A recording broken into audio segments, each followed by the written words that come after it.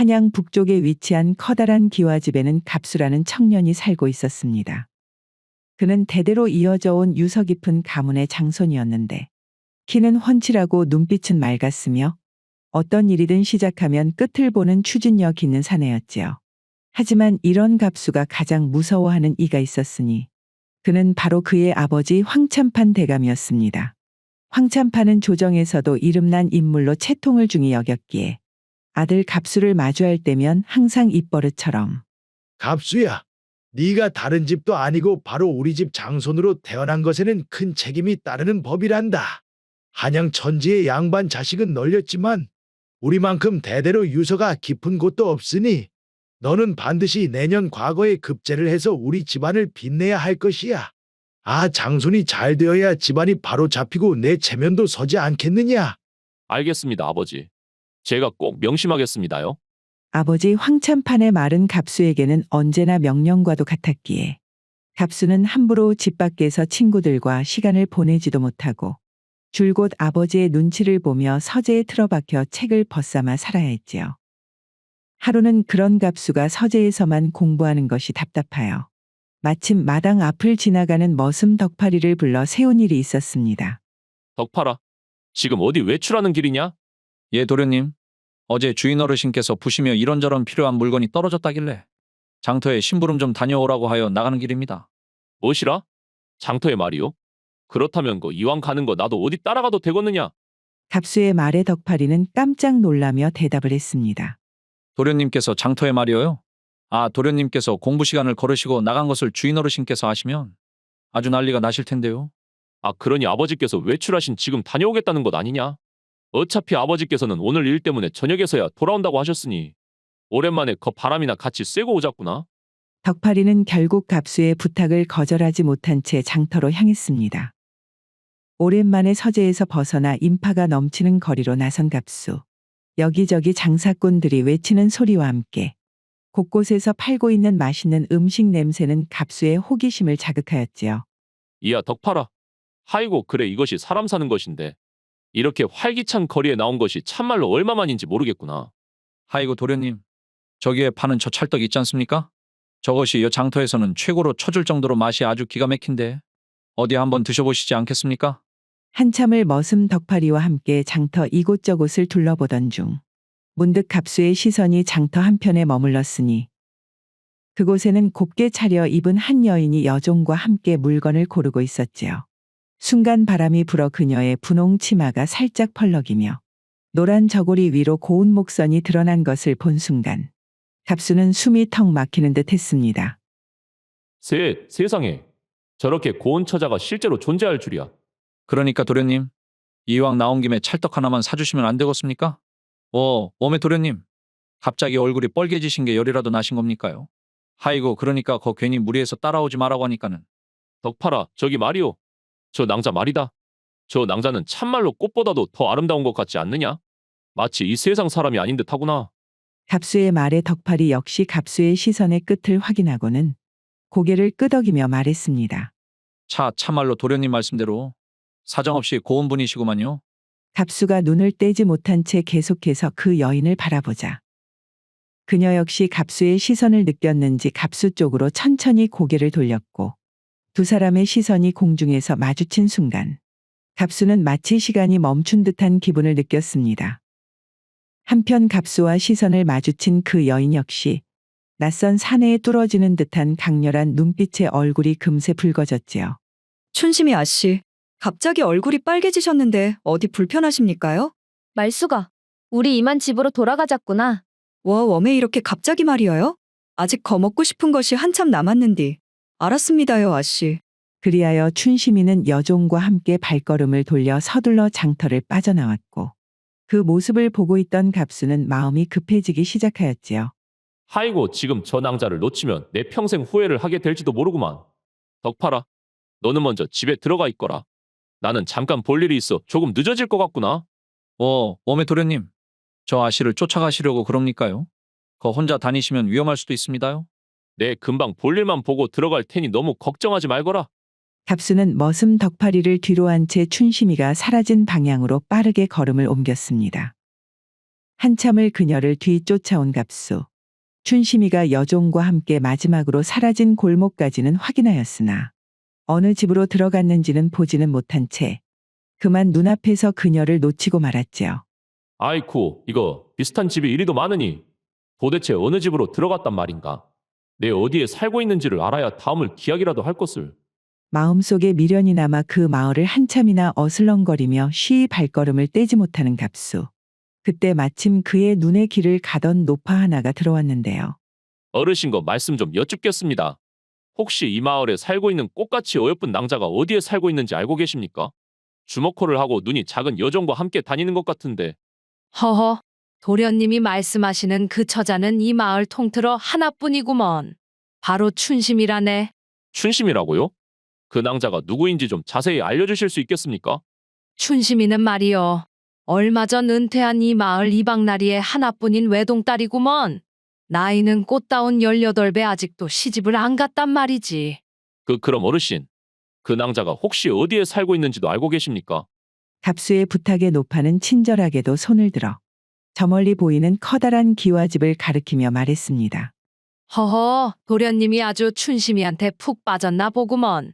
저기 보이는 저 기와집 보이는가? 저기가 바로 그 이방네 기와집이라네. 참말로 감사합니다요, 어르신. 덕분에 큰 은혜를 입었구만요.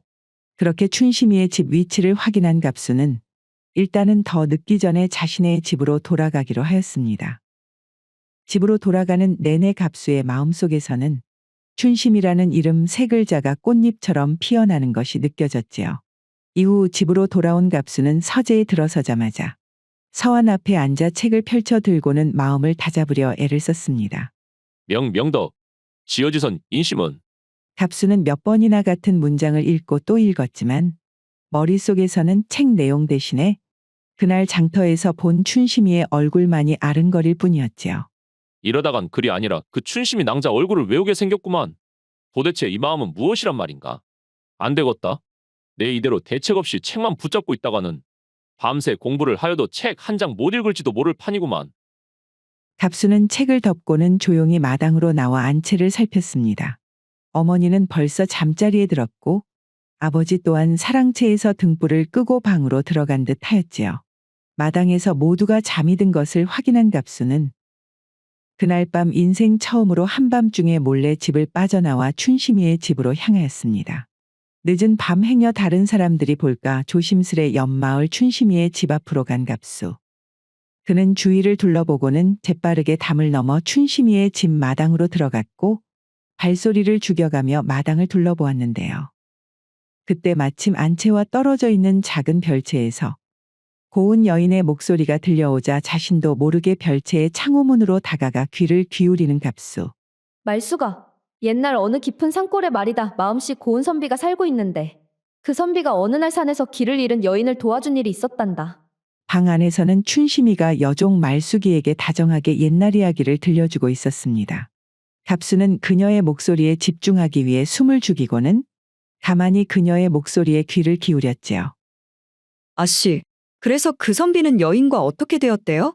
행여나 마음을 거절당할까 두려웠던 선비는 차마 그 마음을 전하지 못하고 평생 마음속으로만 그녀에 대한 마음을 간직했다고 하는구나. 아이구야. 그럼 그 여인은 선비의 마음을 끝까지 몰랐겠구만요.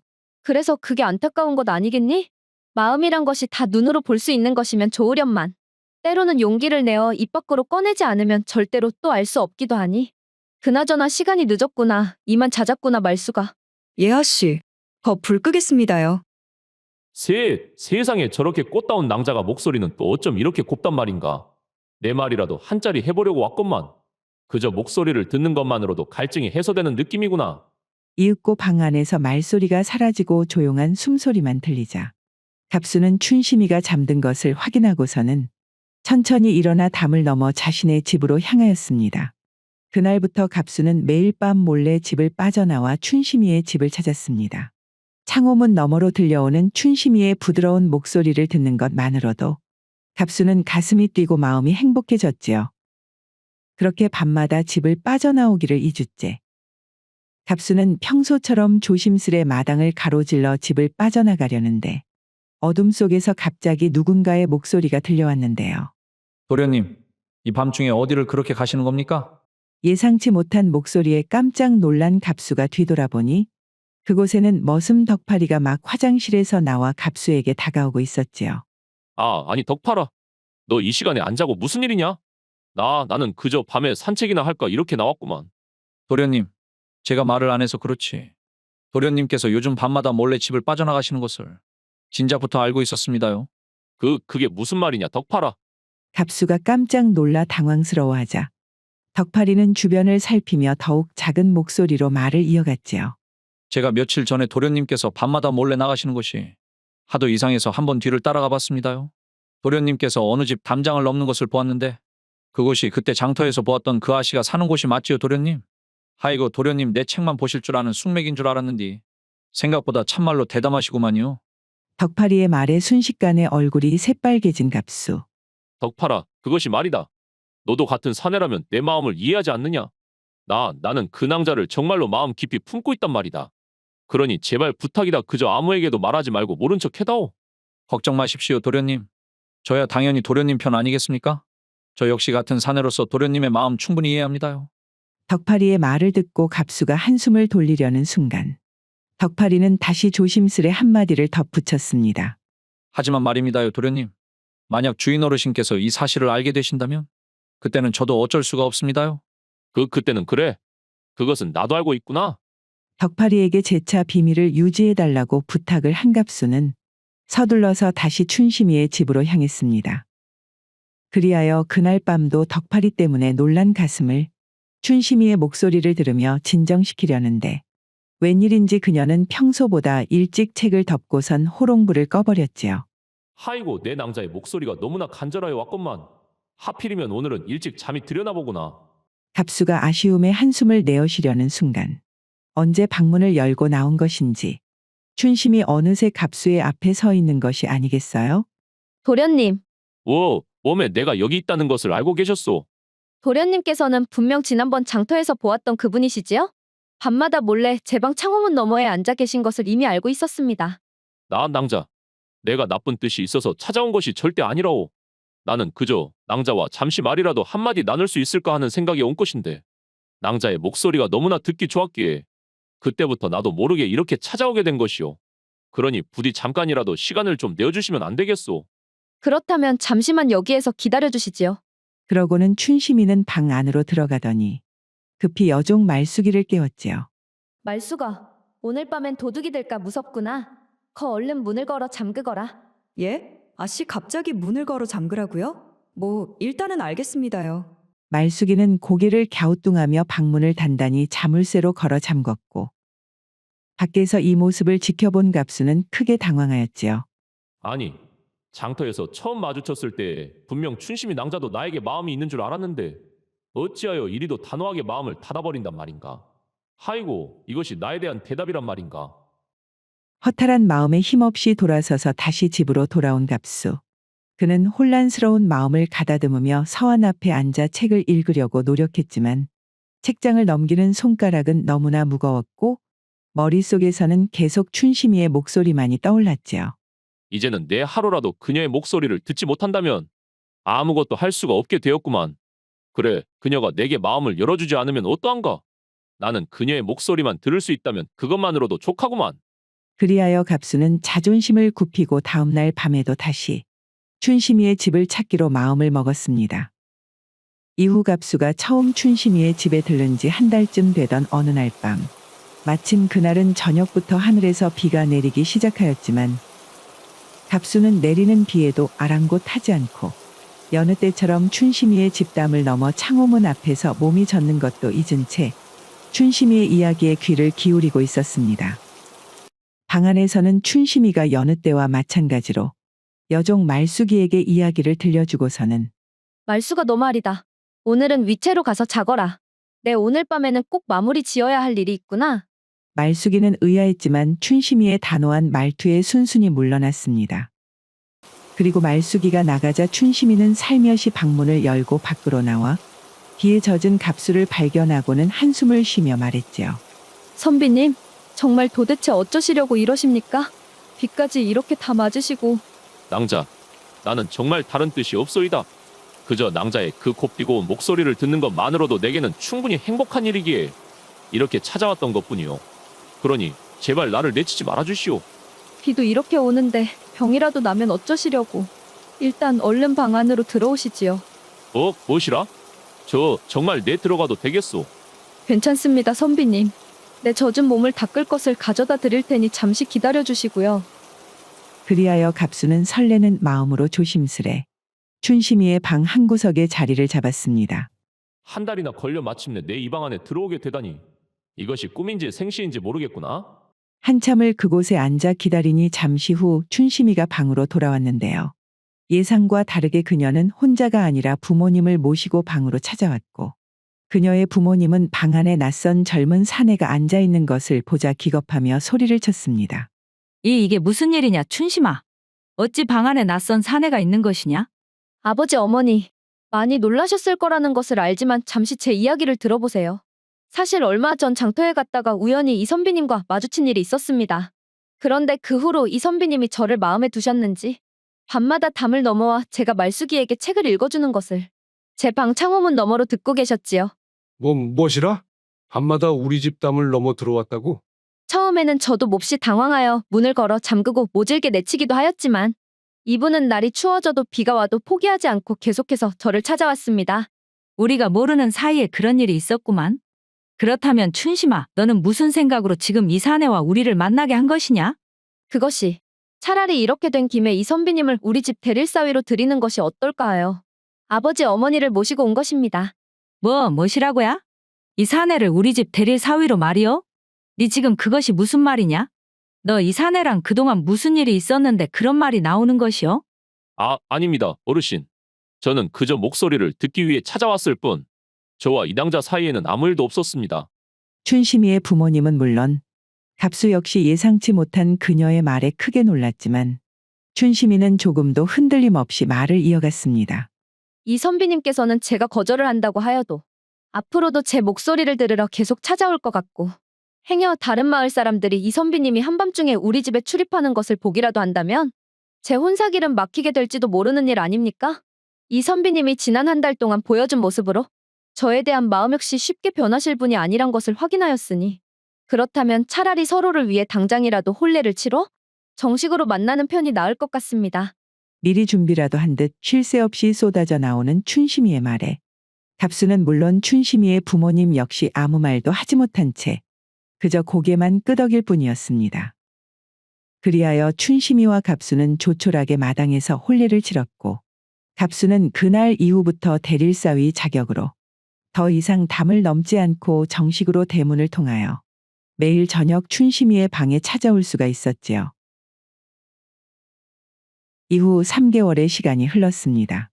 그동안 갑수는 아버지의 성화가 두려워 자신의 부모님에게 춘심이의 존재를 비밀에 붙인 채 매일 밤 몰래 집을 빠져나와 춘심이의 집으로 가 새벽종이 울리기 전 다시 집으로 돌아가는 생활을 반복하였지요. 하지만 꼬리가 길면 언젠가는 밟히는 법.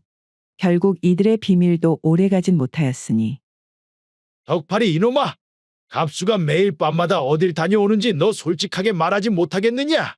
갑수가 매일 밤 남몰래 외출하는 것을 알게 된 황참파는 분노로 얼굴이 시뻘겋게 물든 채로 머슴 덕파리를 앞에 두고 크게 호통을 쳤지요. 주인 어르신. 그것이. 그러니까 말입니다. 떠뜸거리지 말고 바른 대로 말하거라. 당장 말하지 않으면 니놈도 무사치 못할 것이야.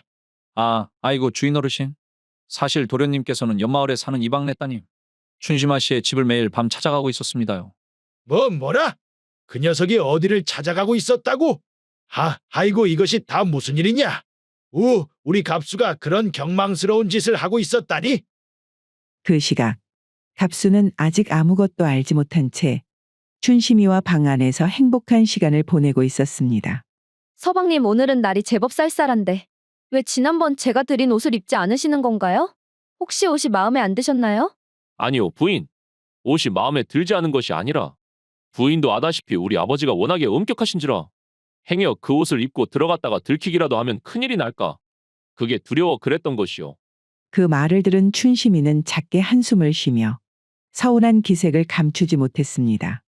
제가 서방님과 혼례를 치른 지도 벌써 석 달이 지났는데 아직도 시부모님의 얼굴 한번 못 뵈었으니 세상 천지 어느 며느리가 멀쩡히 살아계신 시부모님 얼굴도 모를 수가 있답니까? 제가 그동안은 부모님께 서방님께서 그럴 만한 사정이 있다고 변명은 해놓았으나 혹시 서방님께서 정말로 우리 집안이 시댁에 보이기 부끄러운 것이 아닐까 하는 생각에 너무나도 마음이 무겁습니다요. 아니, 어디 그럴 리가 있겠소. 나 역시 부인에게 이런 비밀스러운 생활을 하게 하는 것이 참으로 마음이 아프지만 나를 믿고 부디 조금만 더 기다려 주시오. 내 안 그래도 곧 아버지께 사실을 말씀드릴 적당한 때를 찾고 있었던 중이었소. 그것이 참말입니까, 서방님? 서방님께서 그렇게 말씀해 주시니 제 마음도 한결 편해지는군요. 그럼 저는 서방님의 그 말을 믿고 차분히 기다리겠습니다. 그렇게 두 사람은 서로를 향한 마음을 다시 한번 다지며 밤이 깊어가도록 부부의 정을 나누었고 이후 갑수는 늘 그래왔던 것처럼 다시 어둠 속을 걸어 집으로 향했습니다. 이윽고 집의 대문 앞에 도착한 갑수는 문을 열고 들어가기 전 크게 숨을 한번 몰아쉬었습니다. 그래, 이제 더 이상 숨길 필요가 없구만. 장손이 다른 것도 아니고 장가를 갔다는데 아무리 불같은 성격의 아버지라고 하더라도 나를 내치시게 하겠는가? 차라리 내일이라도 당당히 말씀을 드리는 편이 모두를 위해 나을 것 같구만. 그렇게 다짐을 하고 집 안으로 들어선 갑수. 그가 집 안에 들어서자 평소와 뭔가 다른 분위기를 감지하였는데요. 마당에서는 머슴 덕파리가 어쩔 줄 몰라 하는 표정으로 그를 기다리고 있었고 그 옆에는 아버지 황참판이 무섭도록 화가 난 얼굴로 서 있었지요. 아버지 마침 잘 되었습니다. 제가 드릴 말씀이 있었는데 말입니다. 그러나 황참판은 갑수의 말을 듣기도 전에 크게 호통을 쳤습니다. 네 이놈! 감히 지금까지 이 애비를 속이고 있었구나.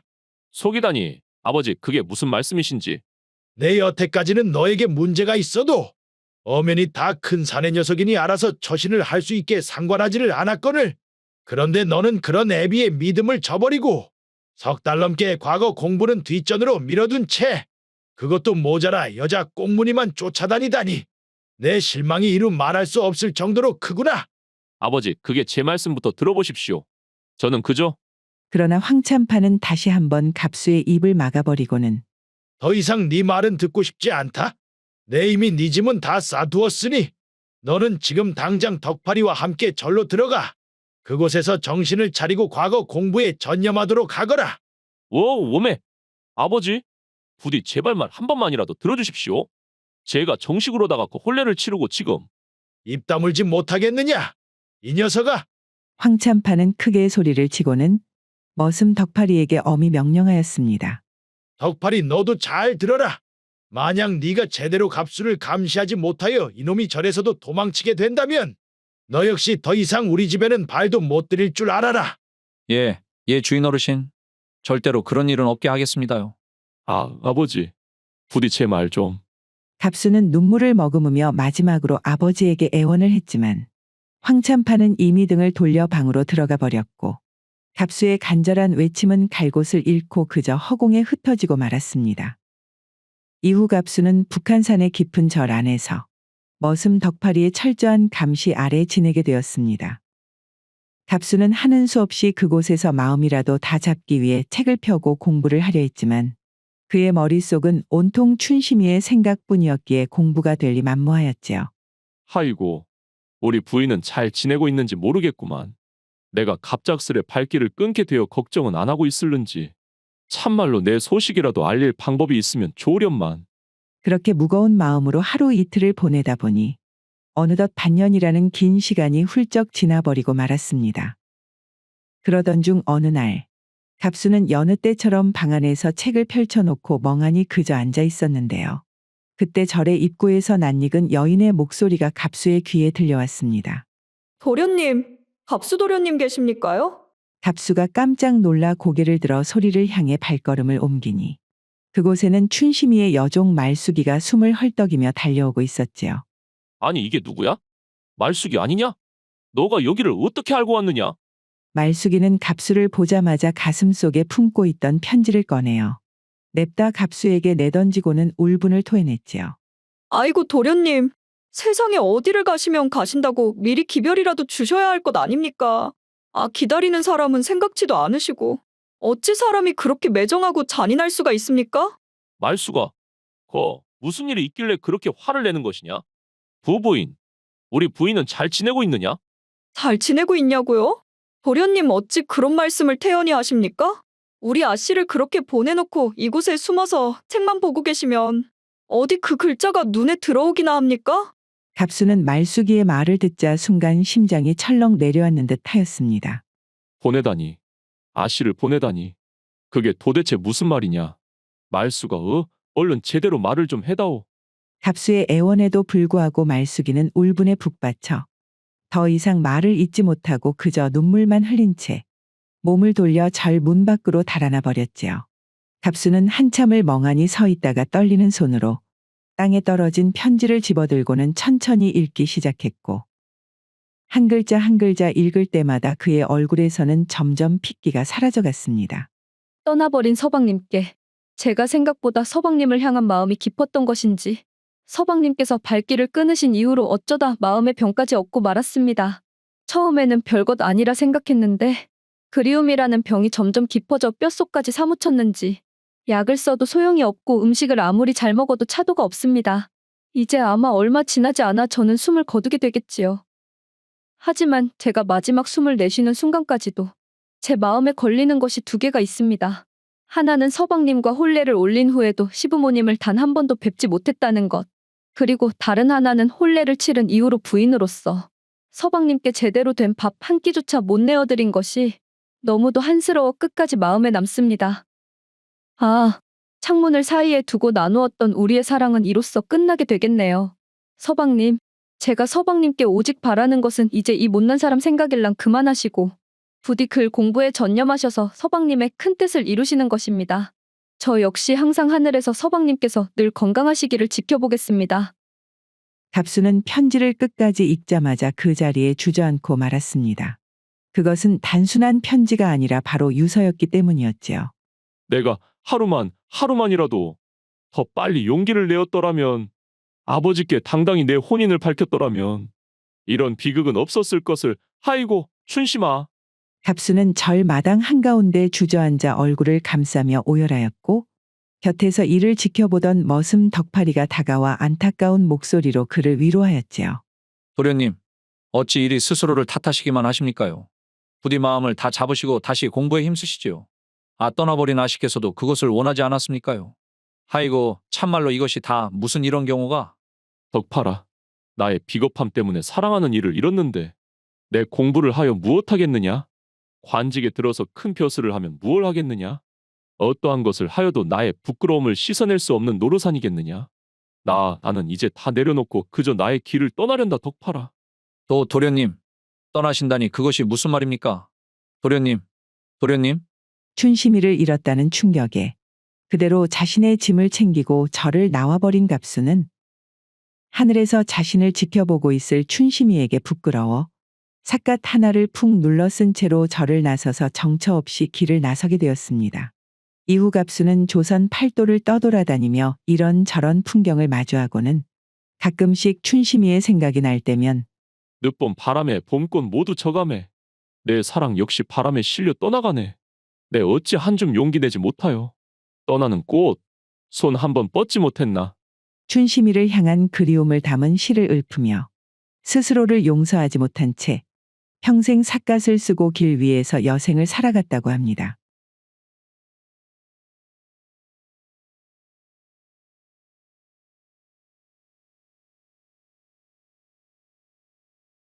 벌써 부인과 사별한 지 10수년이나 된 호랍이 흥섭은 자식도 없이 혼자서 살고 있었습니다. 그래서 그의 친구들은 그와 만나기만 하면 얼른 새 장가를 들라며 재촉을 하였는데요. 흥섭이 이 친구야. 자네가 이미 부인하고 사별한 지도 벌써 10년이 넘은 것 같은디. 더 나이가 들기 전에 얼른 자네도 어디 과부라도 알아봐야 하는 것 아닌가? 춘삼이 자네는 무슨 술에 한 잔 들어가기만 하면 그렇게 느닷없이 여자를 알아보라고 면박을 주고 있는가? 내 이거야 원 술 마실 때마다 불편해서 어디. 이게 다 자네를 생각하는 마음에서 말하는 것 아니겠는가? 다른 친구들이야 막말로 혼자가 되었다고 한들 스라의 자식이 있으니 그네들을 보면서 의지하고 살면 되지만서도 자네는 그 나이가 되도록 여적 혼자이지 않은가? 그러지 말고 자네 우리 집 근처에 거 홀로 산 지 10년 정도 된 과부가 한 분 계시는디 나이는 우리보다 좀 많기는 한디. 어째 내 한번 자리를 만들어 볼 테니 자네 생각은 어떤가? 괜찮네 이 친구야. 뭐 목마른 양반이 우물 판다고. 진짜 내가 필요하면 내가 알아서 다 찾아보지 않겠는가? 오시라. 이 친구가 내 한번 소개를 해준다고 해도 거절하는 것을 보니까 혹시 자네 나한테 말하지 않고 마음에 둔 처자라도 있는 것이오. 뭐 무슨 소리를. 춘삼이 자네 술이 들어가니까 아주 별소리를 다 하는구만 참말로. 친구에게는 말하지 않았지만 흥섭이는 몇 년 전부터 마음속에 품고 있었던 여인이 있었습니다. 그녀는 바로 옆집에 사는 은숙이었는데 그녀 역시 흥섭이와 마찬가지로 몇 년 전 남편을 잃고 혼자서 지내고 있는 여인이었는데요. 가난한 흥섭이와는 다르게 그녀는 남편에게 받았던 재산이 많았던지라 흥섭이는 마치 오르지 못할 나무처럼 그녀가 멀게 느껴졌지요. 그래도 가끔은 장을 보고 올 때면 용기를 내어서 흥섭 씨 아니십니까? 무슨 일로 우리 집에를 다 오셨단가요? 그 은숙 씨 오늘 말이에요. 장에 갔다가 이 깨옷을 보고 은숙 씨가 지난번에 이것을 좋아한다고 한 게 기억이 나서 사오기는 했는데 입에 맞으실란가 모르겠네요. 하이고 또 이런 고마울 때가 있단가요? 진짜 나는 흥섭 씨 같은 이웃을 둬서 참말로 다행이구만요. 그나저나 그러면 나는 뭘 드려야 하나? 주시기는 뭘 또 주신다고 그럽니까? 저는 그냥 지나가다 은숙 씨가 생각이 나서 한번 사가지고 온 것뿐이구만요. 절대로 뭘 바라고 온 것이 아니라니까요. 그럼 다음에 반찬 같은 거 떨어지면 언제든지 말씀하셔요. 내가 다른 것은 몰라도 이웃인데 김치는 챙겨드려야지. 하이고 은숙 씨는 참말로 아주 외모처럼 마음씨도 곱구만요. 흥섭이는 그녀와의 거리를 한 번에 확 좁히지는 못했지만 그래도 이런 식으로 나날이 서로의 거리가 줄어들고 있다고 생각하며 행복해하고 있었습니다. 그러던 중 하루는 흥섭이 논에서 일을 보고 난 후 집으로 돌아오는 길에 우연히 은숙과 말숙이 대화하는 것을 보게 되었는데요. 대화의 내용 중에 자신의 내용도 포함된 것 같아 흥섭이는 급히 풀숲으로 몸을 숨긴 채 둘의 대화를 몰래 듣게 되었지요. 그러니까 은수가 이제부터는 너도 한번 찾아본다 이것이여 지금? 그렇다니까 말수가 우리 서방이 그렇게 간지 벌써 몇 년이 되었으니 이제는 나도 마음을 정리하고 거 인생의 짝을 찾아서 남은 인생을 살아야 하지 않겠냐잉. 그려 네 생각 잘했다. 그동안 네가 먼저 떠난 남편을 몇 년이나 못 잊고 살아가는 것 같아서 뭐 별 도움은 안 되지만 그래도 내가 너만 보면 걱정이 이만저만이 아니었구만 사실. 사람을 마음속에서 지운다는 것이 뭐 그렇게 쉽게 되는 일은 아니더라고. 그러면 은수가 뭐 이왕 말이 나온 김에 말이오. 너는 어떤 남정네가 좋을 것 같냐? 아 그래도 너 정도면 거 서방한테 받은 재산도 어느 정도 있겠다. 남정네를 고를 만한 처지는 되자뇨. 거 우리 동네에 마음에 두고 있는 사람은 있는 것이요? 나는 거 남편하고 사별을 해봐서 느끼는 건디. 웬만하면 이제는 나이도 좀 어렸으면 좋겠고 남자다움이 제대로 느껴지는 그런 남자가 있었으면 좋겠구만. 왜 있자녀이.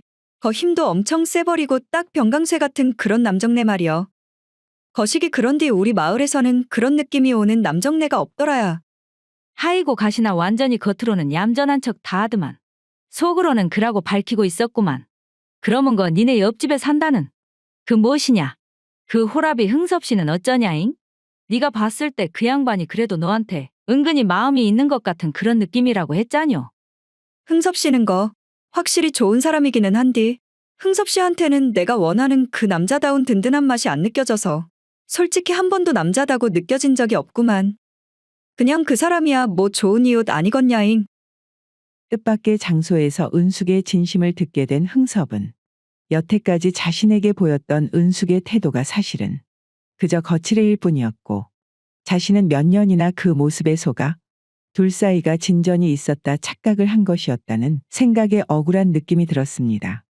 하이고 그냥 나한테는 이웃집에 사니까 웃으면서 친절했던 것뿐이었는데 내가 괜히 또 착각을 해서 거기에 넘어가 버렸구만. 그렇게 흥섭은 자신의 방 안에서 침울해져 있는 동안 갑자기 밖에서 은숙이 자신을 찾는 목소리가 들리지 않겠어요? 흥섭 씨 집에 계신데요?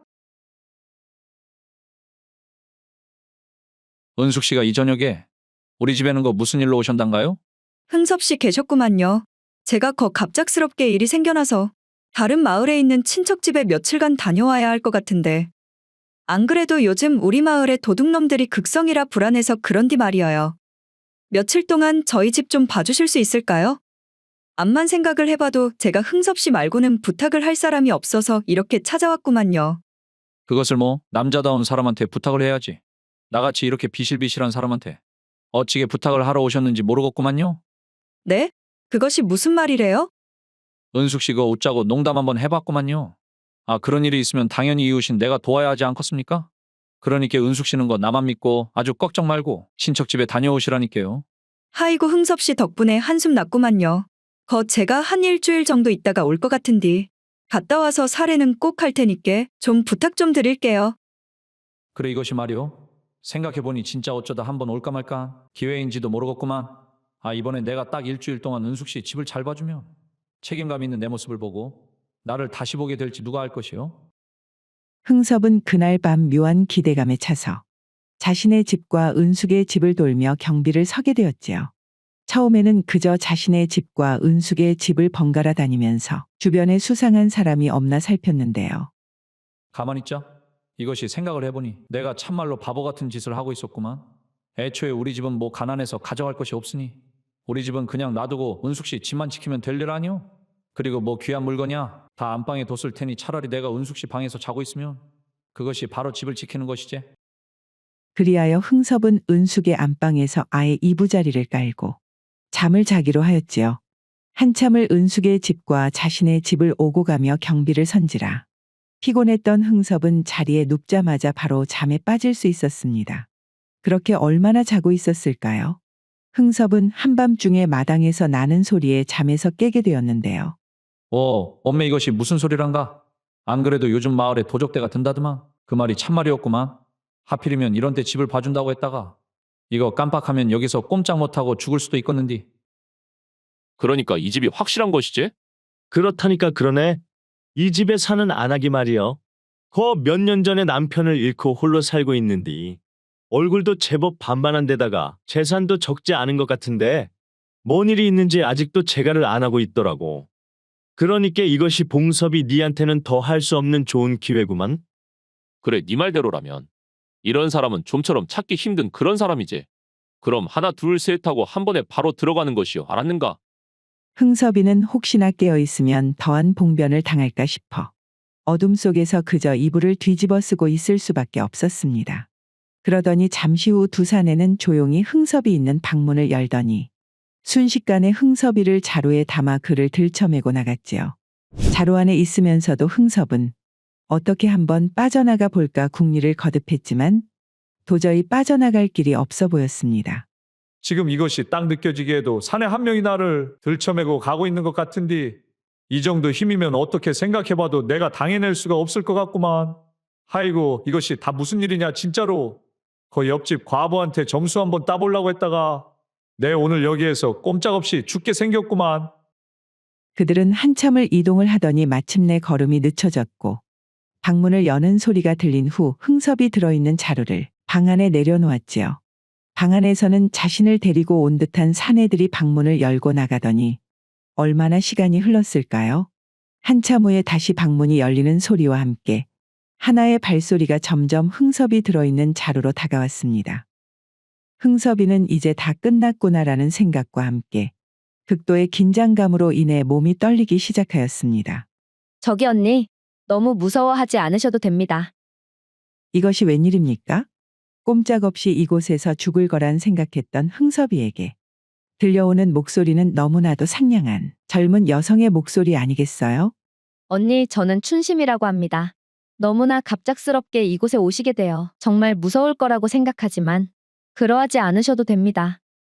사실 언니를 데리고 온 사람은 봉섭이라는 저희 오라버니인데 저희 오라버니가 보기와는 다르게 마음씨도 상냥하며 모든 일에 근면성실한 남자지만 이 동네에서는 도무지 신복감을 구할 수가 없어 이런 신뢰를 범했습니다. 평소 같으면 절대 이런 짓을 벌이지 않을 저희 오라버니지만 아직 오라버니가 장가를 가지 않아 저 역시 들어오고 있는 혼담을 계속해서 거절하고 있는 것을 보고 오라버니가 내 앞길을 막고 있다는 마음에 결국 이런 극단적인 일을 벌이게 되었다고 하더군요. 언니께서 오늘 하루 너무나 놀라셨다는 것 잘 알고 있습니다. 그래서 무섭지 않게 제가 꼭 안아드릴 테니 너무 걱정 마시고 그저 마음 편히 주무신 후에 내일 아침 저희 오라버니와 이야기를 한번 해보시기를 바라겠습니다. 그제서야 흥섭이는 모든 상황이 파악되었습니다. 저자들의 목적이 자신이나 은숙의 재산이 아니라 은숙이 그 자체였다는 것을 말이죠. 흥섭이는 모든 상황이 파악이 되기도 하였고 자신을 진정시키는 여인의 목소리와 품이 너무나도 포근하기도 하여 그 긴장되는 상황에서도 자신도 모른 채 잠에 빠져들고 말았지요. 그리고 아침이 되어 봉섭이 방으로 들어와 마침내 자루를 열어보게 되었는데요. 오메 이것이 다 뭔 일이오? 아재는 도대체 누구신데 이 차로 안에 계시는 겁니까? 아이고, 벌써 아침이 되었습니까? 성님? 흥섭이는 능청스럽게 자루에서 나와 자신을 그저 멍하니 바라보고 있는 봉섭이를 보고 자초지종을 설명을 하였지요. 제가 춘심 씨랑 하룻밤을 같이 자게 되었으니 이제 당신을 마땅히 성님이라고 불러야 하지 않겠습니까? 아니면 저를 그냥 홀로 집에 보내시기라도 하실 겁니까, 성님? 그러면 춘심 씨가 늙은 호랩이랑 하룻밤을 보냈다는 소문이 온 동네에 퍼지게 될 텐데 춘심 씨가 앞으로 시집은커녕 남자나 제대로 만날 수가 있겠습니까요? 그러니 저를 살리든 죽이든 저는 아무 상관없으니 성님께서 마음대로 하시란께요. 오메 내가 이것이 우리 춘심이를 위해서 장가 한번 가보려고 한 것이 엄한 우리 춘심이를 이런 호래비한테 시집을 보내게 되어버렸구만. 이것을 내가 다 저지른 일이니 진짜 누구를 원망할 것이냐. 결국 봉섭이는 자신이 저지른 일 때문에 춘심이를 생판 모르는 호라비에게 시집을 보내게 되었고 흥섭이 춘심이를 데리고 자신의 마을로 돌아오자 마을에는 나이 먹은 호라비가 처녀에게 장가를 들었다는 소식이 퍼지게 되었고 흥섭의 친구 춘삼이 역시 소문이 사실인지 확인하기 위해 흥섭의 집으로 직접 찾아오게 되었죠. 흥섭이 자네, 내 마을에서 하도 희한한 소문이 들려서 이렇게 냉큼 달려오기는 했는디 소문이 진짜로 참말이었구만. 어디에서 이렇게 어리고 참한 색시를 구했단가? 춘삼이 이 친구야. 착하게 살면 자면서도 떡이 생긴다고 하지 않는가? 뭐 내 경우에는 떡이 아니라 색시가 생겨버렸다고 그렇게 알면 되겠구만. 어디에서 구했냐니까는 거 실없는 소리만 해대는구만. 그나저나 이제야 왜 자네가 일전에 내가 과부를 소개해준다고 했을 때 거절을 한 일이 이해가 가는구만 이 친구야.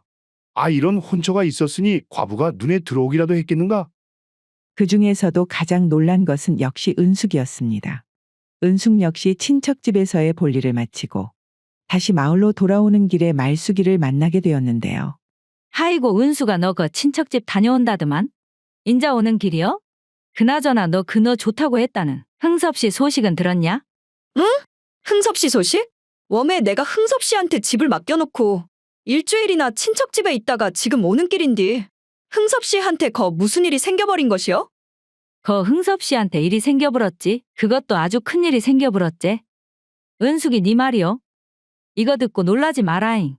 그 흥섭 씨가 장가를 갔구만. 그것도 아주 새파란 어린 것이랑. 뭐시라고? 지금 누가 뭐를 했다고? 말숙이의 말을 도저히 믿을 수 없었던 은숙. 그녀는 자신의 눈으로 사실인지 확인해 보기 위해 바로 흥섭의 집으로 향했습니다.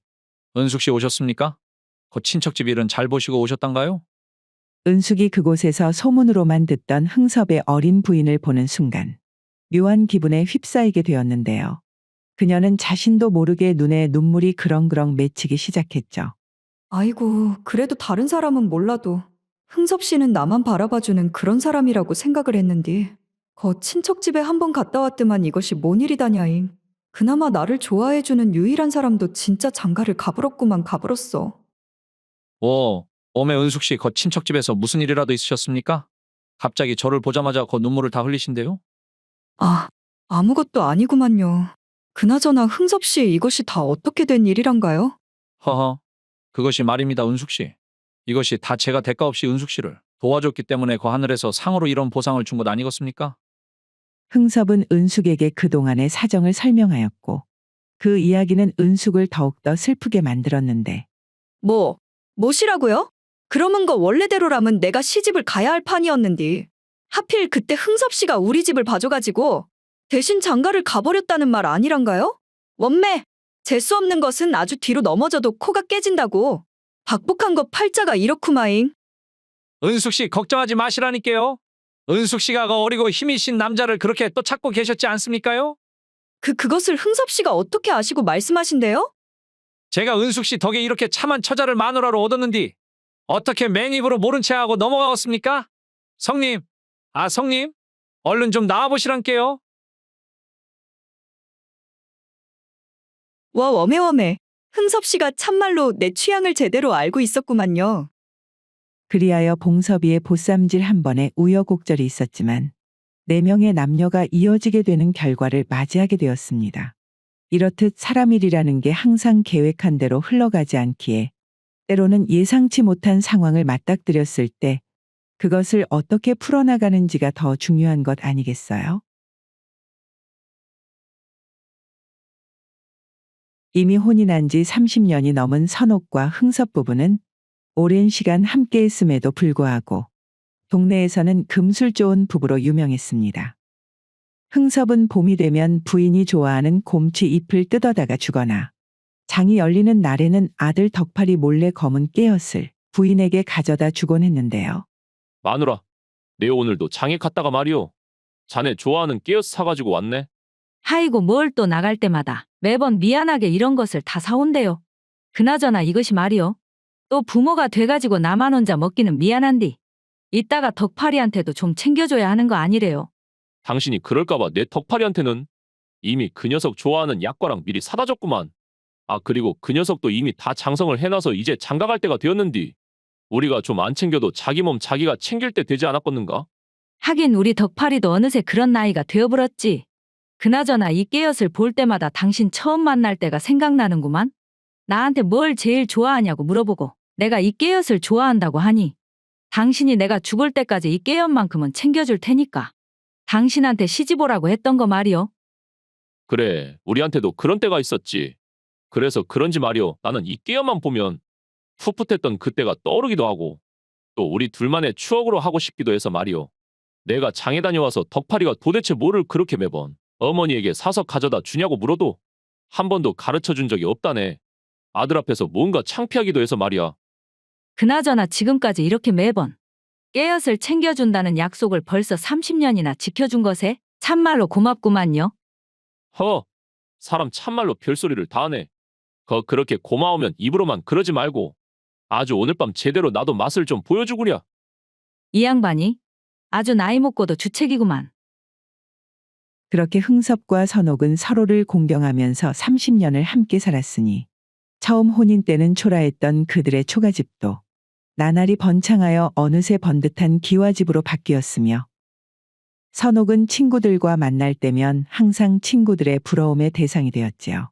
성욱이 언니는 말이에요. 진짜로 지금도 그렇게 서방이 좋은 것이요? 뭐 그러면 좋으니까 내 우리 서방한테 시집을 갔지. 안 그랬으면 뭐 한다고 살을 맞대고 살고 있겠냐, 춘자야. 물론 처음에야 다들 그런 마음으로 시작을 하지만서도 사람처럼 변하기 쉬운 것이 없는디. 내가 하는 말은 말이요, 언니. 그것이 어떻게 30년이나 한결같을 수가 있냐 이 말이지. 우리 부부라고 뭐 어려운 때가 없었겠냐. 그래도 시간이 지나다 보니 서로 부족한 부분을 인정을 해주고 자존심은 또 지켜주다 보니 그래도 사라지는 것이지. 그나저나 춘자야, 니는 갑자기 이런 것을 왜 물어보냐잉? 니 무슨 일 있냐? 사실 그것이 말이요, 언니. 언제부턴가 우리 서방이 밤에 나랑 정을 나누는 것이 뜸해지더라고. 나는 뭐 그냥 단순히 우리 서방이 피곤해서 그렇구나. 언제 닭이라도 잡아서 백숙이라도 해줘야 쓰겄다 그렇게 생각을 했지. 그려 그것은 나도 뭐 항상 그 관계가 좋을 수는 없으니께. 그럴 수도 있지.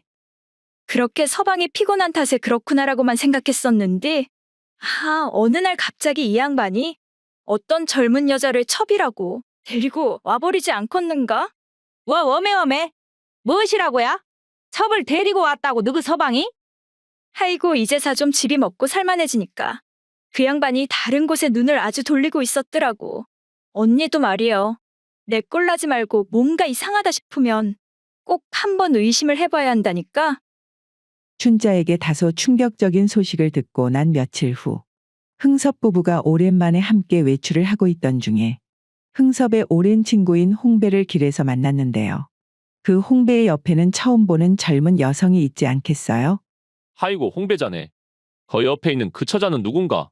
자네 조카가 놀러 오기라도 한 건가? 이거 참. 내가 이게 나이 묻고 주책이기는 한데 말이요. 여기가 명옥이라고. 내 첩을 드렸구만 자네. 무엇이라고라 첩이라고라? 자네가 첩을 드렸는데 자네 부인은 괜찮다고 하던가. 그것이 나야 원체 예전부터 우리 마누라랑 사이가 안 좋았지 않은가? 몇 년 전부터는 아예 각방까지 쓰면서 그렇게 지내고 있었는디. 가만히 생각을 해보니 이러다가 더 이상의 설레임도 못 느끼는 채로 인생이 끝날 수도 있다고 생각하니 너무나도 서글프지 않겠는가? 그래서 우리 마누라가 반대하기는 했어도 어거지로 첩을 드리기로 했구만. 안 그래도 춘자네 남편도 첩을 드렸다는 소리를 들어서 그러려니 했는디 또 내 눈으로 이렇게 보게 될 줄은 몰랐구만요.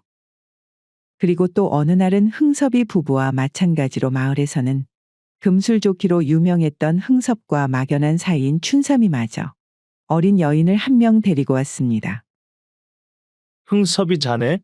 내 자네가 다른 사람 통해서 알기 전에 자네한테는 미리 인사시키는 게 도리인 것 같아서 오늘 이렇게 왔구만. 이쪽이 내 첩춘심이라고 하네.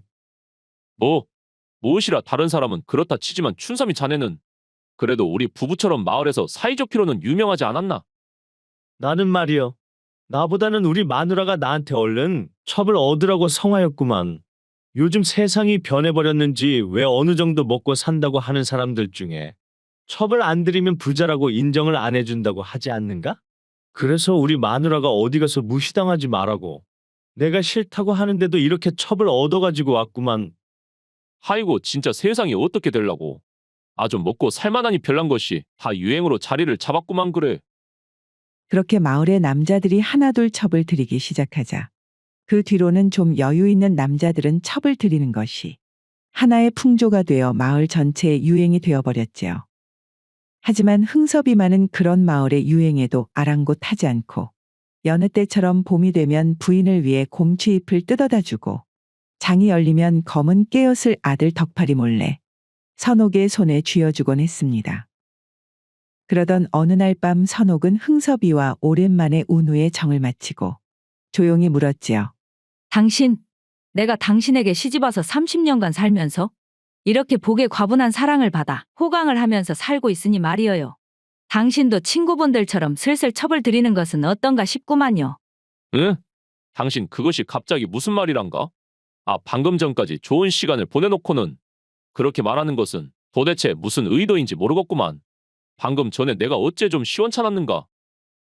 그것이 아니라 요즘 마을에 먹고 살만한 남자들은 전부 다 첩을 드리는 것 같은데 이제 남은 것은 당신만 남아서 괜히 당신이 친구들 사이에서 소외라도 당하지는 않을까 해서 하는 소리지요.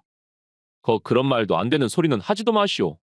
만일 그런 것으로 나한테 면박을 주는 친구가 있으면 그런 친구랑 굳이 내가 연을 이어갈 필요가 있는가 싶구만. 나한테는 말이오. 당신 한 명한테만 주기에도 마음이 모자란디. 어디 다른 사람한테 줄 것까지 남아있겠는가? 하이고 참 말은 청산유수로 잘하십니다요 그려? 그리고 시간은 흘러 어느 날 점심이었습니다. 흥섭과 선옥은 여느 때처럼 점심을 먹고 있었는데요.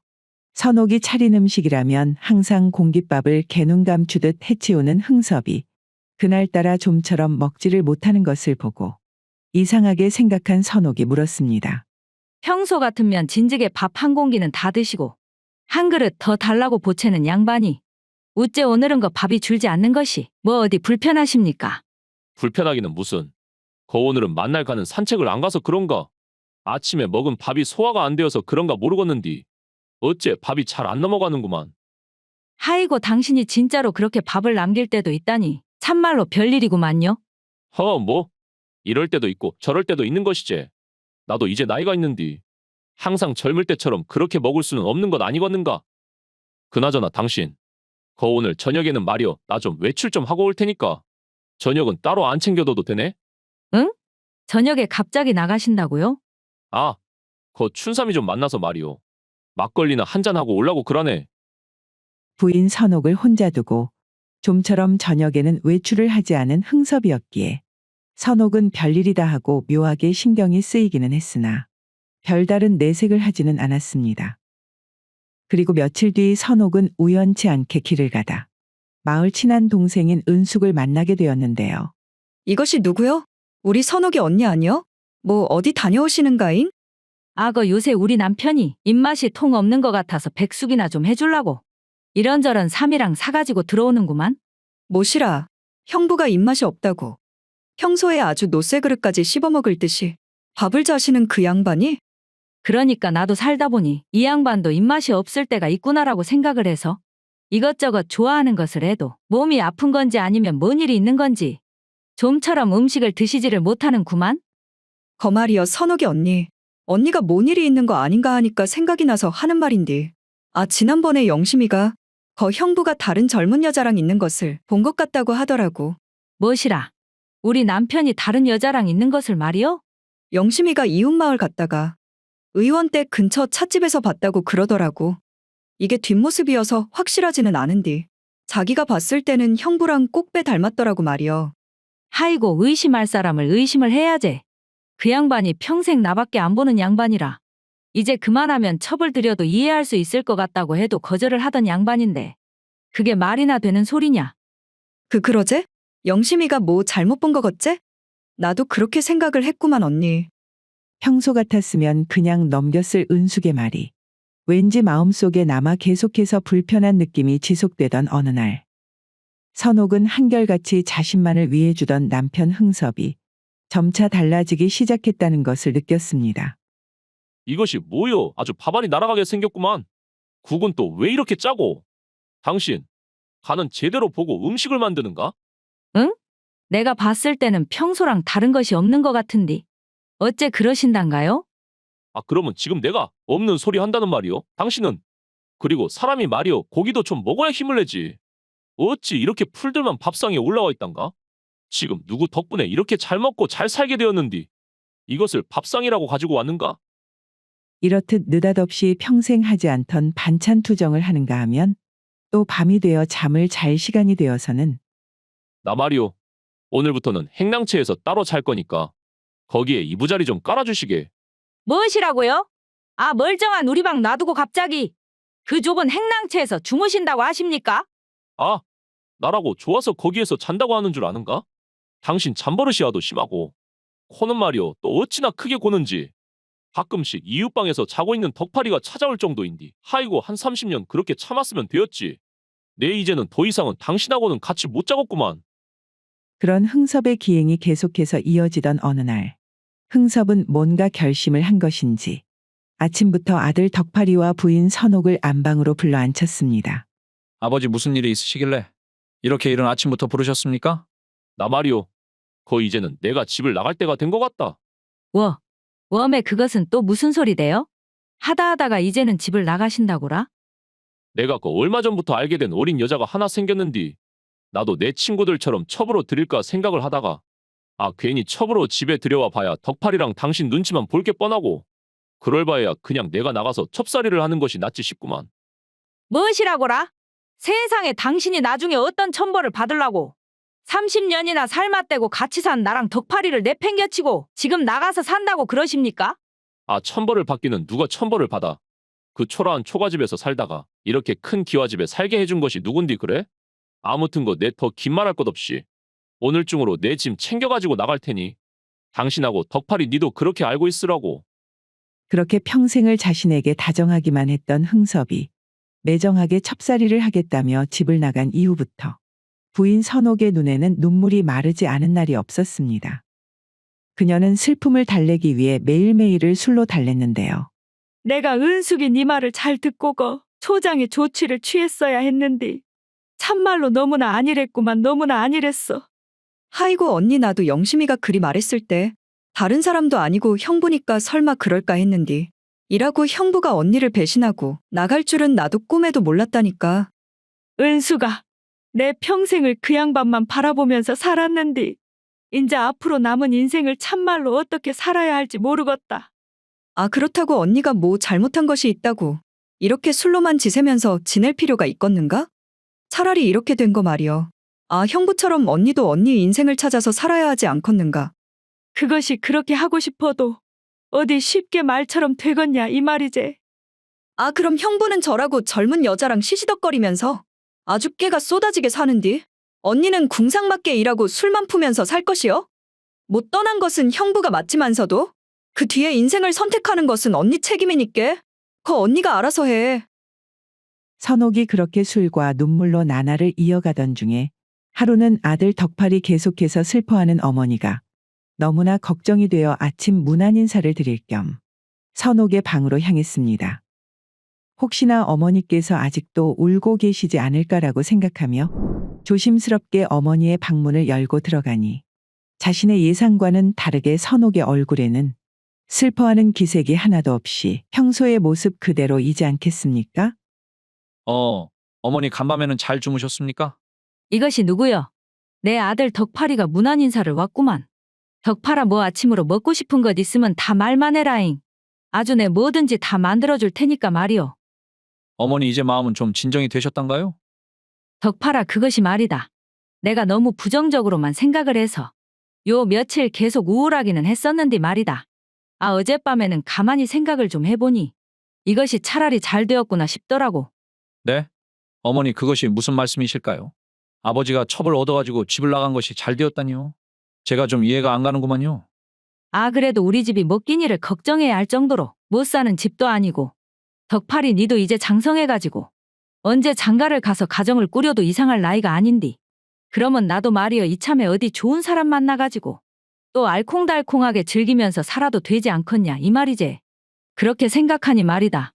그놈의 영감탱이 이제 진짜 눈에 안 보이니 아주 속이 다 시원하구만 참말로. 흥섭이와의 행복했던 추억을 다 잊어버리고 이제는 남은 삶을 새롭게 즐겨야겠다고 생각한 선옥. 하지만 인생은 항상 자신이 원하는 방향으로 흘러가지는 않는 법. 흥섭이 집을 나선 지 한 달쯤 된 어느 날 아침이었습니다. 덕팔아. 거기 있냐, 덕팔아. 오메 이것이 뭔 일이요? 아버지! 한 달 만에 돌아온 흥섭의 모습은 이전과는 같은 사람이라는 것을 믿을 수 없을 만큼 망가져 있었습니다. 눈은 움푹 패였고 머리는 하얗게 새어버린 것이 흥섭이 혼자만 시간이 30년은 흘러버린 것처럼 느껴졌지요. 어머니 아버지가 오셨구만요. 좀 나와보시라니까요. 아들이 자신을 애타게 부르는 소리에도 선옥은 안방에서 들은 척도 하지 않은 채 마당으로 나오지 않았지요. 덕팔이는 하는 수 없이 아버지를 작은 행랑채에 모셨고 흥섭은 그곳에서 돌아온 지 3일도 되지 않아 숨을 거뒀습니다. 그때까지도 흥섭에 대한 화가 전혀 누그러들지 않았었던 선옥은 장례를 치르면서도 상복을 입지 않았고 눈물 한 방울 흘리지 않았다고 하네요. 그렇게 흥섭이 세상을 떠나고 어느새 반년의 시간이 흐른 후 집에서 흥섭의 기운이 슬슬 사라져 갈 때쯤이었습니다. 하루는 덕팔이가 외출하고 돌아오더니 곧장 선옥의 방을 찾아왔는데요. 어머니, 요즘 식사를 통하지 않으신 것 같은데 아직도 입맛이 많이 없으세요? 덕팔아, 너그 아버지 그렇게 돌아가시고 내 마음은 참으로 후련하기만 한디 말이다. 왜 그렇게 밥은 목으로 안 넘어가는지 모르겠다야. 어머니, 저 아까 잠깐 나갔다가 말이에요. 장이 열렸기에 잠깐 거기 들렸다가 이것 좀 사왔구만요.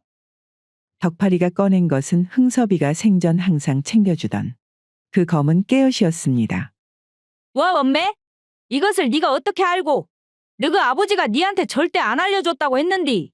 네 이것을 어떻게 알았냐 덕팔아? 그것이 말이에요. 어머니, 아이고 이것을 말하려고 하니까 또 어디서부터 말을 해야 할지 모르겠구만요. 사람 답답해 뒤져불겠구만.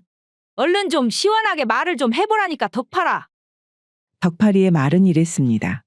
흥섭이 점심때 좀처럼 밥을 못 넘기고 춘삼이를 만난다고 나간 날 사실은 몸 상태가 예사롭지 않게 느껴져서 이웃마을 의원에 갔었다고요. 그리고 밤늦게 의원에서 돌아온 흥섭이는 조용히 아들 덕팔이를 찾았었습니다.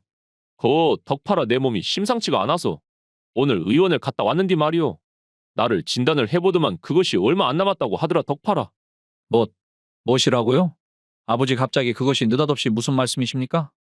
그러니까 말이오. 너 지금부터 내가 하는 말 흘려듣지 말고 잘 들어야 쓴다. 내가 조만간 너랑 어머니한테는 말이오. 그 첩을 구했다고 하고 집을 나갈 테니까 너는 아무것도 모른 척하고 그냥 연기를 좀 해줘야 쓰겄다. 그게 무슨 소리입니까 아버지? 아버지가 곧 돌아가시게 생겼는디 그래도 이런저런 약도 좀 써보시고 집에서 요양을 하셔야죠. 아, 너그 어머니가 저렇게 나만 바라보고 사는 사람인디 말이오. 갑자기 내가 죽는다고 해버리면 저 사람 상심이 얼마나 크겠냐. 그러니까 내가 가기 전에 저 사람한테 해줄 수 있는 것은 억지로라도 정이라도 떼버려서 좀 쉽게 나를 보낼 수 있게 하는 것 아니겠냐? 어쩌냐, 덕팔아, 네 이 아버지 부탁 들어줄 수 있겠냐? 아버지 뜻이 정 그러하시다면 제가 거기에 따라야죠, 아버지. 덕팔아? 아이고, 덕팔아. 네가 앞으로 우리 집 가장이니 진짜 마음 단단히 먹어야 한다. 그리고 마지막으로 내 한 가지만 너한테 더 부탁을 하자. 말이다. 내가 죽거든 그 뒤부터는 너가 장이 서는 날이면 검은 깨엇을, 그리고 봄이 되면 곰취잎을 따서 어머니한테 좀 가져다 줘라. 여태 내 니 모르게 너그 어머니한테 줬던 것이 바로 그것이다, 덕팔아. 알고 보니까 아버지께서 집을 나가신 후에 춘삼이 어르신 집 행랑채에서 그동안 신세를 졌더라고요. 그렇게 모진 척 다 하시면서 집을 나선 아버지셨지만 그래도 마지막에는 꼭 한번 우리를 보고 싶으셨는지 다시 집으로 돌아오셨던 것 같고요. 덕팔이 이야기를 마치자마자 선옥의 눈에는 닭똥 같은 굵은 눈물이 맺혔습니다. 웜에 아이고 아버지 어머니 30년을 같이 산 남편 속 뜻도 모르고 나 같은 것이 무슨 마누라라고 엠병 나 같은 것이 무슨. 말을 채 마치지도 못한 채 그제서야 선옥은 남편이 떠난 슬픔을 며칠 동안 밤을 새며 목청으로 소리내어 토해냈다고 하네요. 영국 속담의 거짓말에는 새빨간 거짓말과 하얀 거짓말이 있다고 합니다. 새빨간 거짓말은 나쁜 마음을 가지고 사람을 속이려는 나쁜 의도로 하는 것이고, 하얀 거짓말은 사람을 사랑하는 마음에서 사람에게 희망과 위안을 주기 위한 의도의 선한 거짓말이라고 하네요. 오늘 이야기의 흥섭이 아내에게 했던 마지막 거짓말이 대표적인 하얀 거짓말의 예가 아니었나 하는 생각을 해봅니다. 집은 유복하지는 않았지만 어려서부터 글 공부에 재능이 있었던 덕팔이는 벌써 몇 년이나 과거 급제를 위해서 공부를 하고 있었습니다. 이번에도 한양에서 과거 시험이 있다는 소리를 듣고 보름이나 걸리는 길을 떠날 준비를 하고 있었지요. 어머니 그럼 이번에도 다녀오도록 하겠습니다. 덕팔아, 거시기 말이다. 네가 어려서부터 곧잘 공부를 잘하기도 했고 남들보다 재능이 있다는 것도 알고 있는디 말이다. 아, 이제 슬슬 너도 나이가 나인디 언제까지고 그렇게 책만 들여다볼 수는 없는 노릇이지 않겠니? 어머니 그래도 남자가 칼을 뽑았으면 뭐라도 썰어야 하는 것 아니겠습니까? 뭐 사실 저도 나이가 적지 않다는 것을 알고 있지만서도 그래도 이제 와서 손에 아무것도 없이 포기하고 싶지는 않구만요. 저를 보고 있는 어머니 마음이 급하다는 것을 모르는 것은 아니지만 그래도 이왕 여기까지 온 거 조금만 더 도전을 해보려고요. 아, 그 과거 시험이라는 문이 원체 좁아놓으니 그렇지. 말이다. 나는 네가 꼭 과거 시험을 봐서 관직에 오르는 것보다는 그냥 평범하게 농사일을 하더라도 더 늦기 전에 장가를 가서 얼른 가정을 이루는 것을 봤으면 참말로 좋겠다는 생각이 드는디 말이여. 아무리 그래도 뭐 제가 여태까지 해놓은 것이 있으니까 앞으로 한 3년 정도만 해보다가 안 되면 어머니 말씀대로 농사를 하든 장사를 하든 해서 장가를 가도록 해보겠습니다. 너무 걱정하지는 마시란께요, 어머니. 그래잉. 네가 그렇게 한번 마음을 묵으면 누구도 꺾지를 못하는 성격이니 내 어찌 말리겠냐잉. 아무튼 덕팔아, 한양까지 가는 길 조심하고 잘 다녀와라잉. 그렇게 덕팔은 어머니에게 인사를 드리고 한양으로 길을 떠나게 되었습니다. 그러던 중 어느 날 달도 뜨지 않은 어두운 밤중에 숲속길을 걷고 있었던 덕팔이는 갑자기 비를 만나게 되었는데요. 처음에는 금방 그칠 거라고 생각했던 비는 어느새 장대비로 변하게 되었고, 한참 동안 비를 피할 곳을 찾던 덕팔이는 그나마 다행으로 숲속에서 작은 오두막을 발견하게 되었습니다. 봄에 아직도 갈 길이 한참이나 남았는데 말이오. 이것이 참말로 야단났구만. 비가 내리는 모양새를 보니까 이것이 쉽게 그칠 것 같지는 않은디 어찌되었든 오늘은 여기에서 몸이나 좀 말리면서 신세를 지는 수밖에 없겠구마잉. 그렇게 덕팔이가 한참 동안 오두막 속에서 몸을 말리고 있는 와중에 갑자기 한 여인이 오두막으로 들어오는 것 아니겠습니까? 아무도 없을 거라 생각했던 오두막 속에 덕팔이가 있는 것을 보고 그 여인은 문 옆에서 한참을 들어갈지 말지 갈등을 하고 있자 덕팔이 먼저 여인에게 말을 건넸습니다. 제가 보기에는 이리 보여도 과거 시험을 보러 가는 나그네입니다. 행여 이곳에 있다가 비가 그치게 되면 내 새벽에라도 먼저 길을 나설 것이니 부담 갖지 말고 얼른 들어오시구려. 딱 보니 비에 몸이 많이 젖은 것 같으신데 얼른 몸을 말리지 않으시면 진짜로 큰일 날 수도 있습니다요. 아, 네, 감사합니다, 선비님. 그럼 잠시 실례하겠습니다. 저는 그 덕팔이라는 나그네입니다. 뭐 방금 말했듯이 과거 시험을 보러 가기 위해 비를 만나 이곳에 오게 되었는데 거 부인께서는 어떤 연유로 이 야심한 시간에 혼자 산속에 있으셨습니까? 저는 은숙이라고 합니다. 사실은 저희 남편도 선비님처럼 벌써 몇 년째 과거 준비를 하고 있는데 최근에는 입맛이 없다고 해요. 내 산에서 늦게까지 나물이라도 좀 캐다가 무침이라도 만들어주려 하다 그만 장대비를 만나서 이곳에 오게 되었구만요. 허, 그러셨구만요. 여기가 좀 협소하다 보니께 저는 이쪽 벽에 붙어서 있을 테니 부인께서는 불편하시면 좀 누워 계셔도 될 것 같구만요. 아닙니다. 저도 그냥 이쪽에 앉아 있다가 비가 그치면 곧 떠나겠습니다. 혼자 있었다면 잠시 누워서 눈이라도 붙일 텐데 처음 보는 여인과 좁은 오두막 안에 있다 보니 어색한 공기가 흐르는 듯 했습니다. 거기다가 날이 습해서 그랬을까요? 오랜만에 비슷한 나이대의 여인과 가까이 있다 보니 덕팔이는 그 여인의 살냄새가 느껴지는 듯 했고 자꾸 머릿속에서는 그녀의 옷깃을 벗기는 상상이 떠오르기도 했습니다. 아이고 이것이 오랜만에 이런 좁은 곳에서 여인네랑 같이 있다 보니 아주 참말로 고문이 따로 없구만. 안 된다. 안 돼. 과거에 합격만 하면 장차 관직에서 큰 뜻을 펼치게 될지도 모르는 노릇인디 이런 곳에서 아녀자를 탐하는 상상이나 하다니 말이오. 덕팔이는 가까스로 몰려오는 유혹들을 다 이겨내며 묘한 긴장감이 도는 가운데 거의 뜬 눈으로 밤을 지새게 되었습니다. 새벽까지 계속되는 비는 다음 날 아침이 되자 언제 그랬냐는 듯이 맑은 날씨로 바뀌게 되었습니다. 그제서야 덕팔이와 은숙은 오두막에서 나와 서로의 길을 향하려고 했는데요. 은숙은 생각해보니 자신이 혹시라도 겁이라도 먹을까.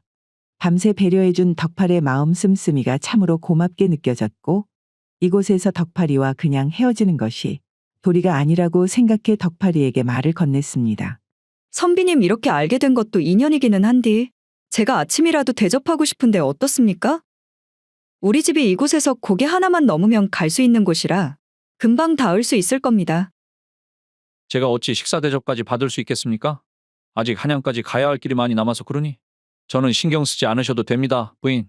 어차피 선비님께서도 길을 가시다 아침을 드셔야 할 것이고 저희 집에는 어제도 말씀드렸듯이 저희 남편과 시누이까지 있어놔서 이왕 아침 차리는 것에 그저 숟가락 하나만 더하면 되는 노릇이라 불편하게 생각하지 말고 식사라도 하고 가시죠.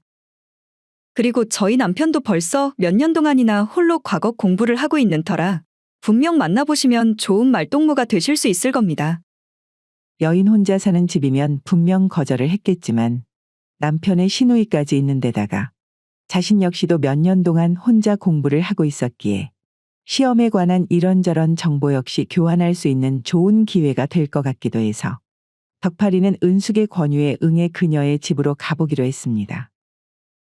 그렇게 마침내 은숙의 집에 도착하니 그녀의 남편과 시누이가 있을 거라는 은숙의 말과는 달리 집에는 아무도 없는 것 아니겠습니까?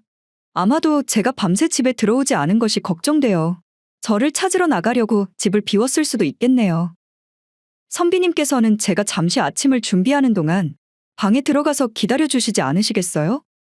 저도 그렇게 하고는 싶지만 정말로 한양까지 가는 길이 아직 한참 남았기도 하고 행여 부인의 집에 외간 남자가 있는 것을 다른 사람들이 보면 오해를 살 수도 있으니 남편분께서 안 계시다면 그래도 다음을 기약하는 게 도리인 것 같습니다.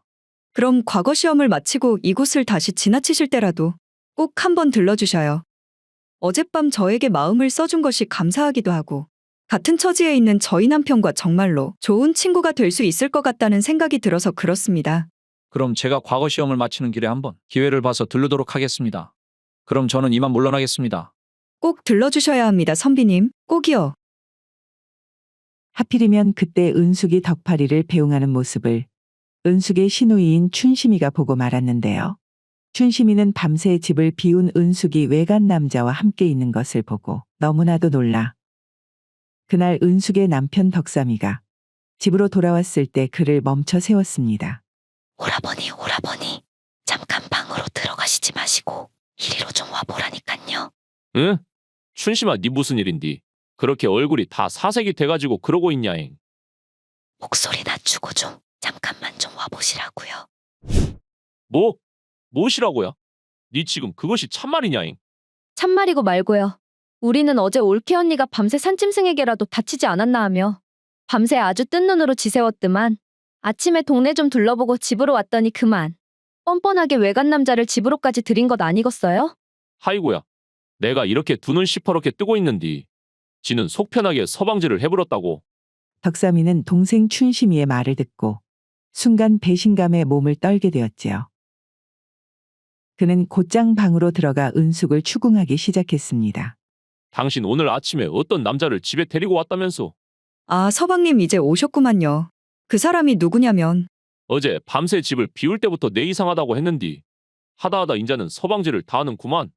아니 서방지를 할 것이면 몰래 물레방앗간이나 가서 할 것이지.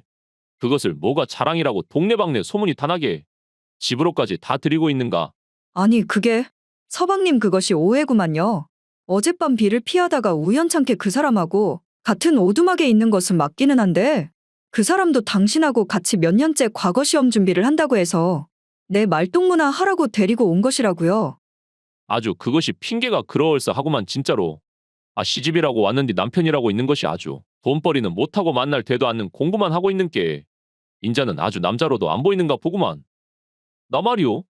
당신한테 이런 취급받고는 한 입을 덮고 같이 못 사니께 오늘 내로 짐을 싸서 당신 집으로 가시든 아니면 어젯밤 같이 밤을 보낸 그 양반 집으로 가든 당신 좋을 대로 하더라고.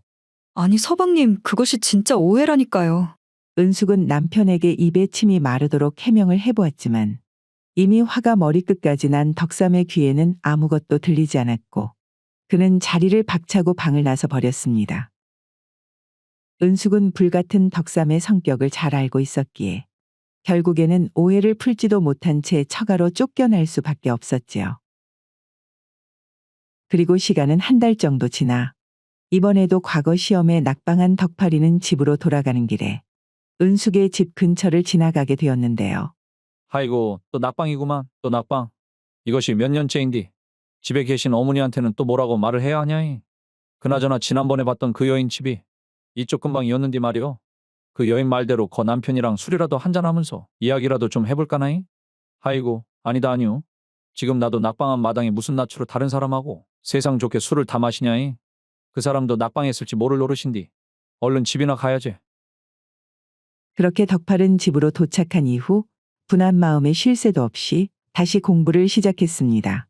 시간은 어느새 다시 1년이 흐르고 또 다시 과거 시험이 다가오자 덕팔이는 다시 한번 도전을 하기 위해 어머니께 인사를 드리고 한양으로 향했습니다. 그렇게 과거 시험이 치러지고 그 다음 날 임금님은 참으로 이상한 꿈을 꾸었습니다. 그는 안개가 가득한 길을 혼자서 걷고 있었는데요. 갑자기 한 노인이 자신 앞에 나타나는 것 아니겠어요? 대체 누구십니까? 제가 길을 잃은 것인가요? 아니면 지금 이것이 제 꿈속인가요? 허허, 나는 자네보다 아니 궁궐이 지어지기 훨씬 오래전부터 이 땅을 지키고 있는 신령일세. 여기가 어딘지는 그렇게 중요치는 않구만. 신령님이시라고요? 그런데 신령님께서 저에게는 어떤 연유로 오셨습니까? 최근에 과거 시험이 치러졌지. 그 과거 시험에서 이름에 덕자가 들어간 두 사내가 장원을 놓고 경합을 하게 될 텐데 말이야. 그 중에서 장원은 반드시 덕팔이라는 사내가 받아야 할 것이야. 신령님, 그 덕팔이라는 사내를 합격시켜야 하는 이유가 대체 무엇입니까? 내 한참을 지켜본 바로 덕팔이라는 사내가 다른 사내보다 지조가 강하고 도덕심이 참으로 남다르더구만. 그런 우직한 사내는 분명 큰일을 맡아도 주변 유혹에 흔들리지 않고 해낼 수 있으니 분명 큰 도움이 될 걸세. 자세한 내막은 그 둘을 불러서 이야기를 해보면 알 수 있을 것이야. 꿈에서 깬 임금님은 간밤에 꾼 꿈이 참으로 기이하다고 생각했습니다. 그리고 산신령의 말대로 과거 시험의 결과가 정말 덕팔이와 덕삼이 장원 급제를 두고 경쟁하는 판국으로 흘러가자 그 둘을 궁으로 부르게 되었는데요. 임금님은 그들에게 꿈에서 본 것을 말해주고 혹시나 짐작이 가는 바가 있냐고 물었습니다. 전하 제가 몇 년 동안 과거 시험을 준비하기 위해서 항상 공부만 하는지라 다른 사람에 비해 도덕심을 시험 받는 경우가 없기는 합니다만 그래도 뭔가 하나 짐작이 가는 것이 있기는 합니다요. 허, 그래. 짐작이 가는 일이라니 그것이 도대체 무엇이냐? 무엇이라도 좋으니 얼른 이야기를 해보거라. 제가 작년에도 과거 시험을 보기 위해 한양으로 오는 길에 어느 산속 숲길에서 장대비를 만나 다행히도 작은 오두막을 하나 발견해서 그곳에서 비를 피했던 일이 있었습니다. 그곳에서 한참 동안이나 내리는 비를 보며 몸을 말리고 있었는데 갑자기 어떤 여인이 저와 마찬가지로 비를 피하기 위해 그 오두막으로 들어오지 않겠습니까? 그리하여 남녀가 같이 그 좁은 오두막에서 하룻밤을 보내게 되니 저도 사내인지라 마음속에서는 가진 생각이 떠오르기는 했으나 한 사람의 선비로서 그럴 수 없다고 생각해서 유혹을 이겨내고 아무 일 없이 밤을 보낸 적이 있었습니다. 다음 날이 되고 마침 그 여인의 남편 역시 과거 시험을 준비하는 사람이라 같은 처지에 있는 사람들끼리 만나면 그래도 좋은 친구가 될 수 있을 거라는 여인의 말에 이끌려 그 여인의 집에 초대를 받았지만 마침 그녀의 남편이 출타 중인지라 만나지 못한 채로 저는 과거 시험을 보기 위해 길을 떠났습니다.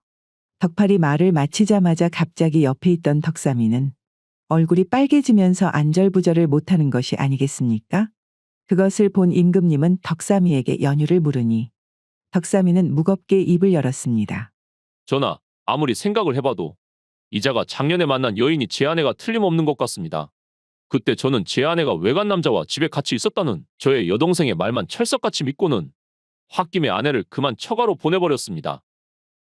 저희 아내는 처가에 가기 전까지도 그저 순수하게 혼자 몇 년 동안 독수공방하며 공부만 하는 제가 안타까워 그저 말을 나눌 수 있는 좋은 친구나 한 명 만들어 주려고 했던 것이라 해명했는데 제가 그때는 흥분을 했던지라 그만 아내의 말을 믿지 못했습니다. 허허, 내 둘의 이야기를 들어보니 이제야 왜 신령님이 내 꿈에 나타나 자네들과 이야기를 해보라고 했는지 알겠구나. 신령님께서는 아마도 처가로 쫓겨난 덕삼이 자네 부인의 억울함을 풀어주고 싶었겠지. 그러면 이렇게 하는 게 어떻겠는가? 내 두 사람 모두 공동급제를 시켜줄 테니 덕삼이 자네 부인의 바람대로 앞으로 서로 친구가 되어보는 것은 어떤가? 아이고 성은이 만극하옵니다 전하. 그리하여 아내에 대한 오해가 풀렸던 덕삼이는 아내의 바람대로 덕팔이와 친구가 되기로 맹세를 했고 한양에서 돌아오는 길에 덕팔이는 덕삼이의 집에서 하룻밤 머물렀다 집으로 내려가기로 했지요.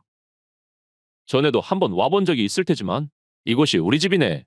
자네도 여기가 우리 집이라 생각하고 아주 편하게 머물렀다 가시게나. 오라버니, 아이고 먼 길 다녀오느라 고생 많았구만요. 오메, 저 낭자가 자네 동생인가? 응, 그란디 자네 왜 그런가? 아니 자네 동생을 보니까 말이오.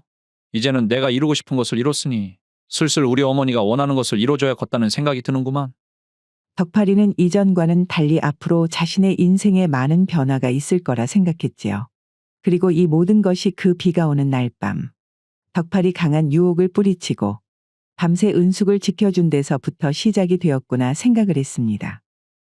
오늘의 고전여행 이야기는 이것으로 마치겠습니다.